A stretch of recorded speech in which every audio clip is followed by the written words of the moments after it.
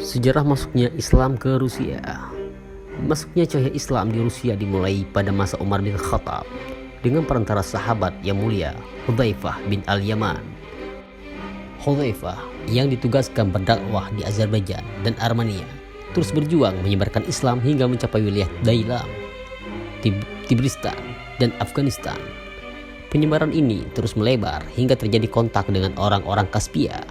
Pada tahun 119 Hijriah, salah seorang dai di wilayah tersebut yang bernama Rabi' bin Maslamah radhiyallahu anhu berhasil membangun masjid di daerah tersebut. Tentu saja, pembangunan masjid adalah strategi yang jitu untuk mempertahankan Islam di wilayah baru ini. Pada masa pemerintahan Amirul Mukminin Muawiyah bin Abi Sufyan radhiyallahu anhu, sahabat Al-Hakam bin Amr Al-Ghifari radhiyallahu anhu melintasi sungai Jaihun dan masuk menguasai Uzbekistan dan tahun 50 Hijriah atau 67 Masehi. Kemudian di masa berikutnya ada Sa'id bin Utsman yang menginjakkan kakinya di Samarkand. Lalu Musa bin Abdullah bin Khazim menaklukkan negeri Imam Tirmidzi pada tahun 70 Hijriah. Kemudian Qutaibah bin Muslim menembus negeri-negeri timur hingga sampai di Cina, Turkistan. Dengan kedatangan umat Islam ini, orang-orang pun berbondong-bondong memeluk Islam tanpa paksaan dan tekanan sedikit pun. Dari tanah Arab, Islam pun diterima oleh semua pihak, diterima semua suku dan etnik, dan diterima oleh mereka yang miskin maupun kaya.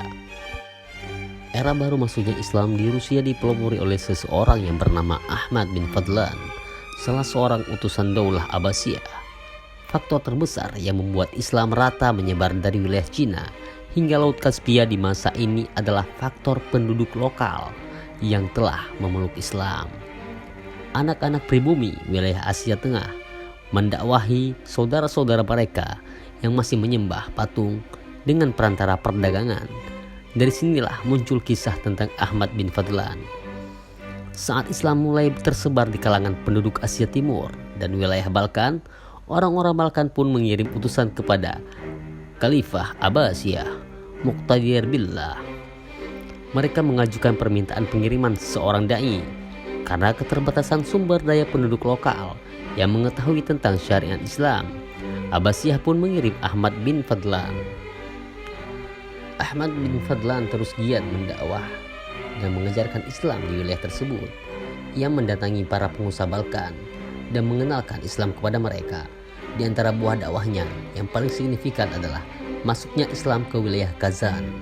Ahmad bin Fadlan juga tidak lupa mencatat pekerjaan dakwahnya ke negeri-negeri Rusia ini, dan tulisannya dijadikan rujukan utama para sejarawan untuk mempelajari masa-masa tersebut. Komunitas umat Islam di Rusia cukup besar, jumlah mereka tidak kurang dari 20 juta jiwa. Umat Islam juga memiliki 7 buah masjid di Moskow. Hal ini jauh lebih baik dibandingkan Teheran, Iran. Umat Islam tidak memiliki satupun masjid di sana. Masjid terbesar di Moskow adalah masjidnya komunitas suku Tatar yang dibangun pada tahun 1801. Awalnya daya tampung masjid hanya sekitar 250 orang.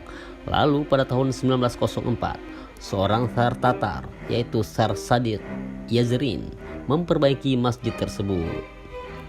Setelah Rusia menjalin hubungan diplomatik dengan Arab Saudi, pembangunan masjid ini terus dikembangkan.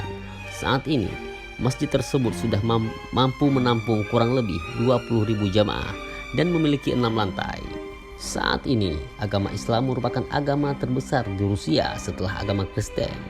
Keadaan umat Islam kian membaik di masa Presiden Vladimir Putin. Hal itu dikarenakan umat Islam memiliki peranan penting dalam membawa perbaikan masyarakat di Rusia. Umat Islam diperbolehkan membangun sekolah-sekolah yang berbasis agama, bahkan membangun sebuah universitas Islam yang semuanya menggunakan bahasa Arab. Demikianlah sekilas sejarah Islam di Rusia. Islam memiliki sejarah yang panjang di Rusia, mengalami pasang surut keadaan, mulai dari memegang kekuasaan hingga menjadi orang-orang marginal yang terpinggirkan. Saat ini, kebangkitan Islam mulai tampak lagi di negeri beruang merah. Sekolah-sekolah, masjid, dan Islamic Center pun dibangun di beberapa tempat di negeri tersebut. Semoga Allah Subhanahu wa Ta'ala menjaga Islam dan kaum muslimin di negeri ini. Amin.